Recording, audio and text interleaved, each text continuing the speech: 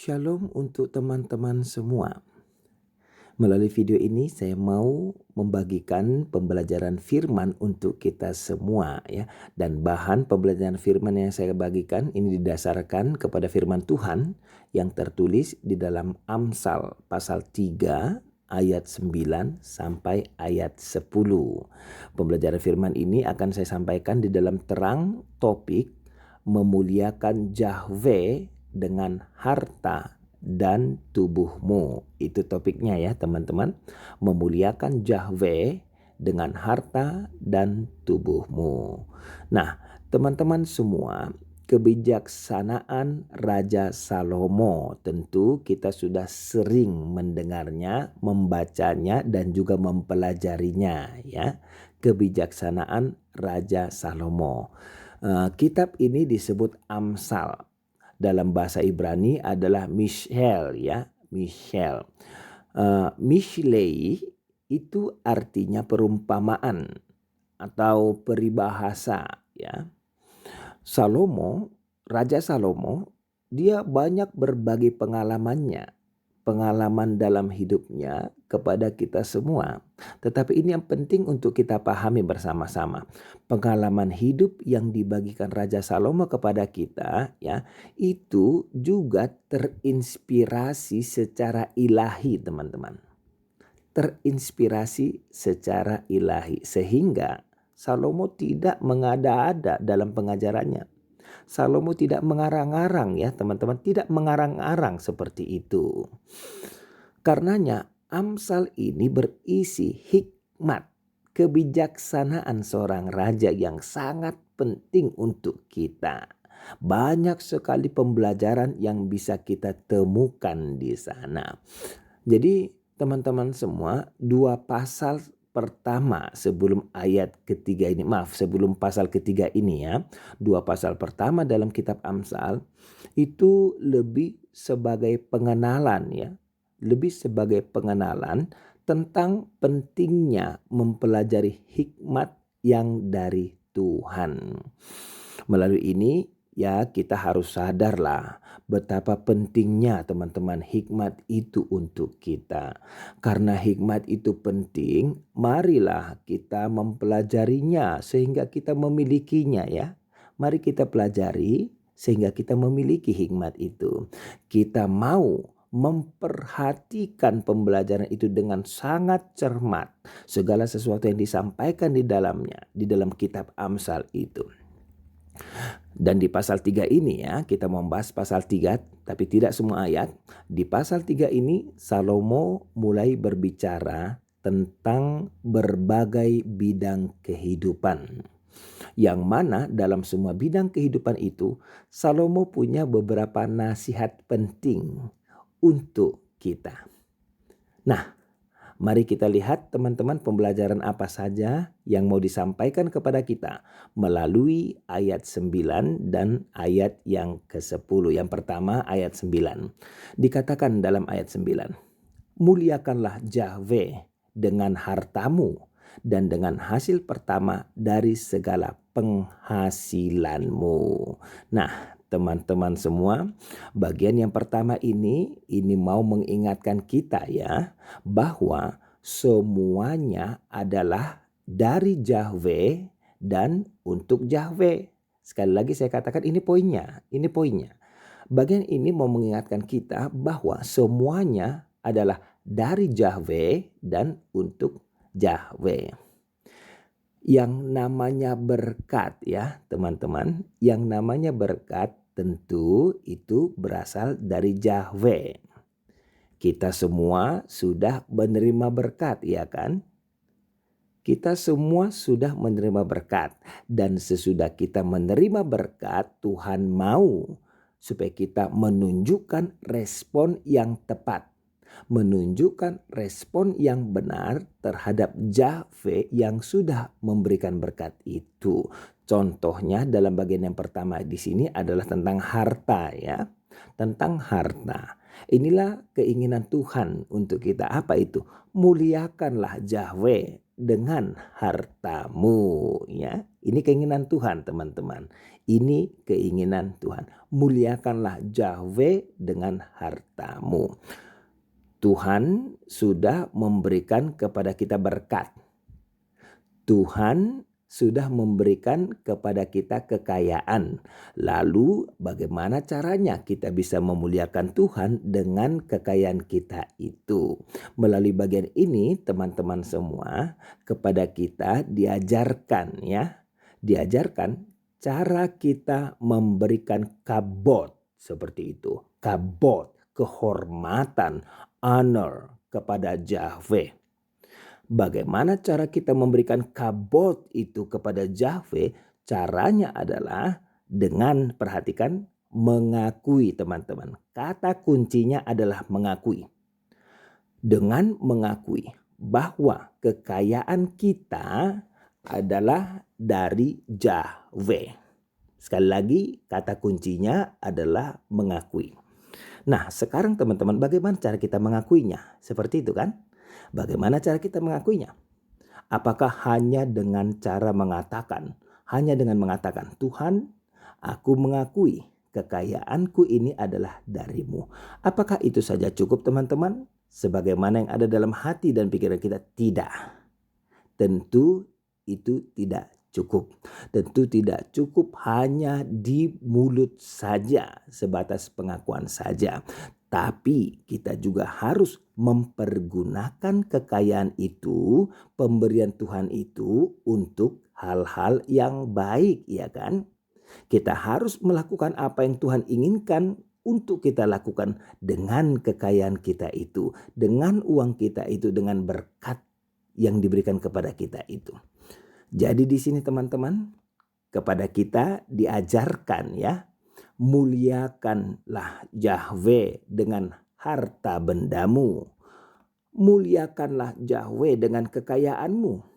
Muliakanlah Yahweh dengan segala berkat yang sudah diberikan kepadamu. Teman-teman, pertanyaannya, mengapa ini penting?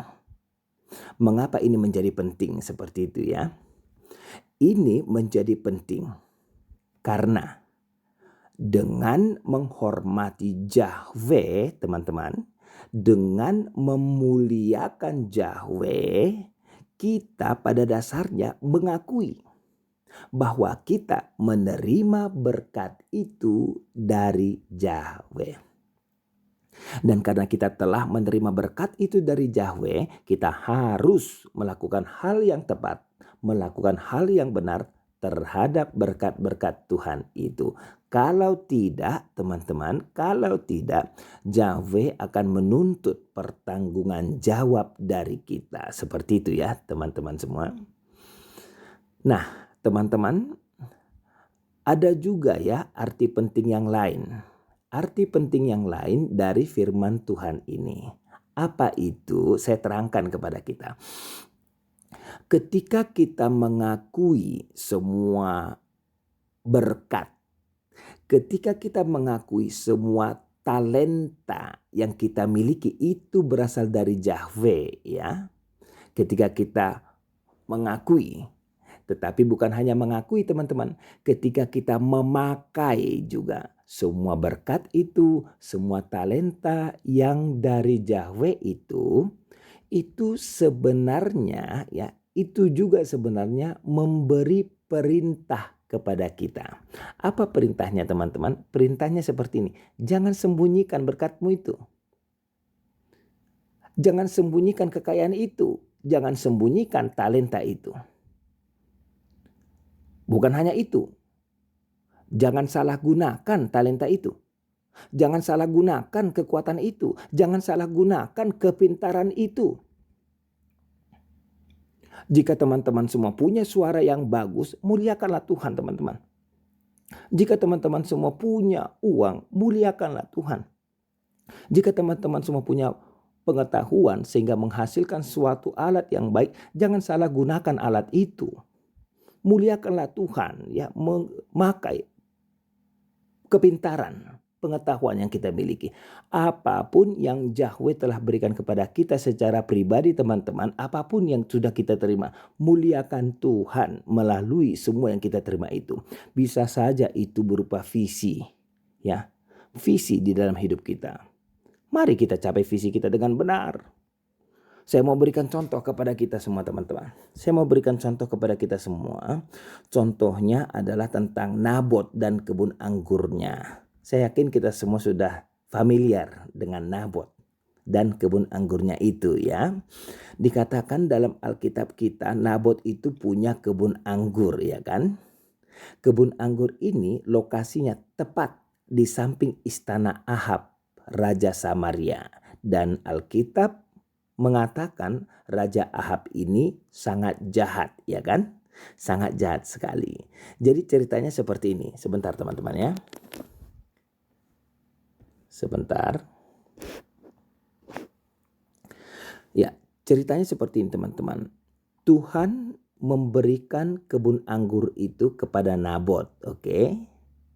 Saya ganti kebun anggur itu menjadi harta. Tuhan memberikan harta itu kepada Nabot ya kan? Tetapi kemudian Ahab, Raja Ahab, dia ingin memiliki harta itu. Dia ingin memiliki kebun anggur itu. Seperti itu ceritanya ya. Ahab ingin membelinya dengan harga yang sangat mahal teman-teman. Ahab ingin memilikinya dengan cara mengganti kebun anggur itu dengan kebun anggur yang lebih baik. Itu usaha Raja Ahab yang jahat itu. Tapi apa yang terjadi? Nabot tidak mau menjualnya kepada Raja Ahab itu, ya kan? Nabot menolak tawaran-tawaran itu. Nabot seakan-akan mengatakan, aku ingin kebun anggur ini untuk diriku sendiri. Seperti itu ya. Aku ingin kebun ini untuk diriku sendiri. Ini adalah milik keluargaku. Ini adalah milik pusaka nenek moyangku. Aku ingin menyimpannya dan menikmatinya sendiri. Seperti itu teman-teman semua. Tetapi kemudian Raja Ahab, karena dia adalah raja yang sangat jahat, dia juga memiliki istri yang bahkan jauh lebih jahat dari dia ya. Rajanya jahat, istrinya jauh lebih jahat daripada dia. Melalui dukungan dari istrinya, Ahab menemukan cara untuk mendapatkan kebun anggur itu. Bagaimana cara Ahab teman-teman?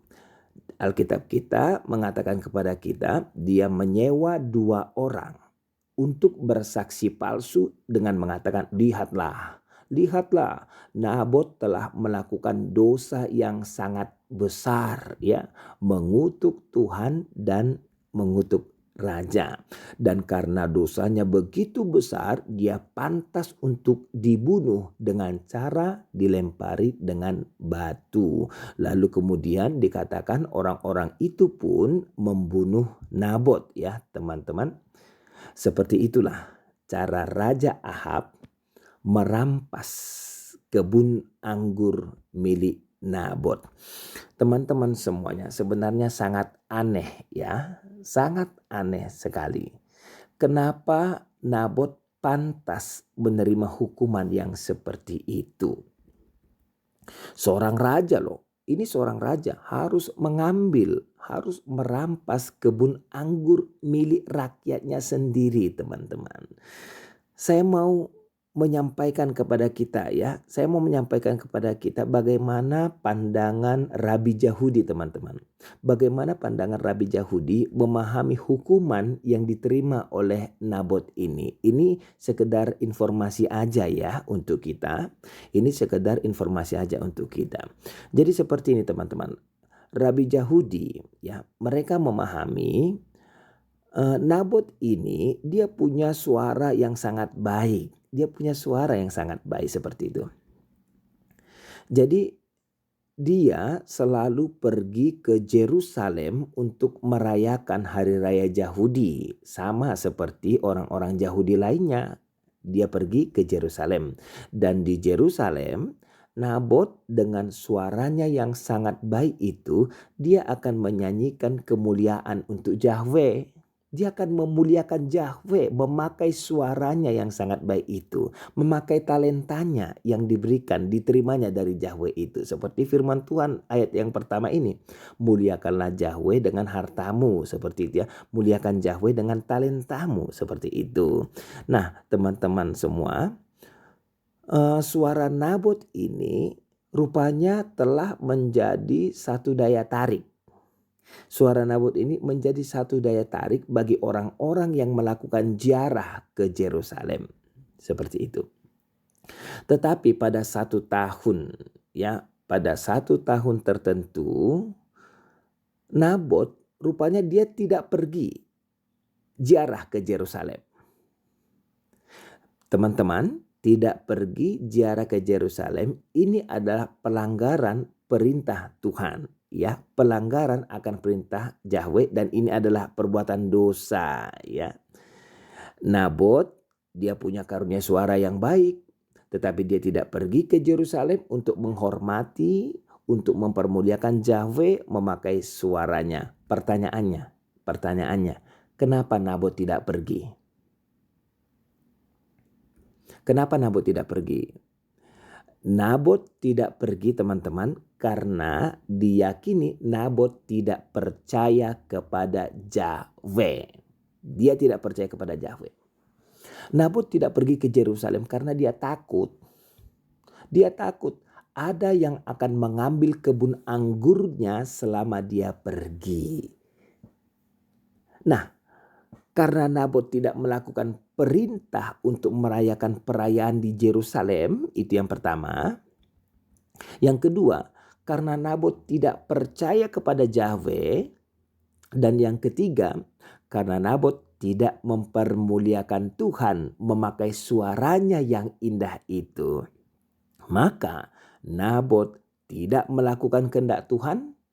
Nabot memberontak kepada Yahweh. Hukumannya apa? Hukumannya kematian untuk Nabot. Upah dosa adalah maut, ya teman-teman. Hukumannya adalah kematian Nabot. Tetapi kemudian kematian Nabot ini dilatar belakangi keinginan rajanya sendiri yang mengingini kebun anggur itu. Nah, teman-teman semuanya, kembali kepada firman Tuhan tadi. Muliakanlah Yahweh dengan hartamu, ya. Muliakanlah Yahweh dengan hartamu. Ini juga bisa berarti, ya, muliakanlah Yahweh dengan talenta yang engkau miliki, talenta yang sudah diberikan Yahweh kepadamu. Nah, teman-teman semua, ada lagi ide lain, ya. Ada lagi ide lain sehubungan dengan memberikan kehormatan, honor, memberikan kemuliaan bagi Yahweh. Seperti ini, teman-teman semua. Saya mau menjelaskan kepada kita, orang akan menghabiskan banyak uang. Oke? Orang akan menghabiskan banyak uang untuk membeli tanah misalnya, rumah, mobil mewah, dan yang lain sebagainya. Benar, ya? Orang akan menghabiskan banyak uang untuk membeli itu. Tanah, rumah, mobil mewah, dan lain-lain. Nah, teman-teman semua, jika teman-teman telah menghabiskan banyak uang, jika teman-teman sudah menghabiskan banyak harta untuk diri sendiri, maka teman-teman harus juga menghabiskan lebih banyak lagi dari itu untuk Yahweh. Paham, ya? Idenya seperti ini, teman. Idenya berikan kemuliaan kepada Yahweh. Jangan hanya memberikan kemuliaan untuk dirimu sendiri. Berikan kehormatan kepada Yahweh. Jangan hanya memberikan kehormatan kepada dirimu sendiri. Jika kita sudah memberikan banyak untuk diri sendiri, maka kita harus memberikan yang lebih banyak lagi untuk Yahweh. Apakah kebenaran itu terlihat dalam hidup kita? Apakah kebenaran itu terlihat dalam hidup banyak orang Kristen saat ini? Banyak orang kaya saat ini, ya. Banyak, teman-teman perhatikan. Banyak orang kaya saat ini untuk membeli mobil yang harganya miliaran nggak perlu negosiasi. Nggak perlu negosiasi. Tetapi untuk memberikan bantuan ke gereja, ya kitalah yang melihat ya. Kitalah yang melihat bagaimana.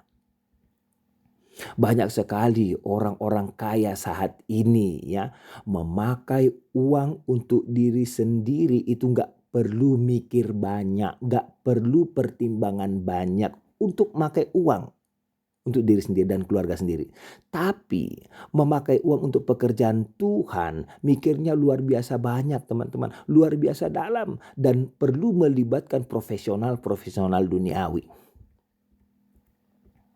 Banyak orang-orang kaya untuk diri sendiri selalu bersedia mengeluarkan banyak dan besar. Apapun itu, bersedia mengeluarkan banyak dan besar. Tapi untuk Tuhan ya, untuk Tuhan. Kalaupun harus keluar ya dipaksalah seminim mungkin, sesedikit mungkin.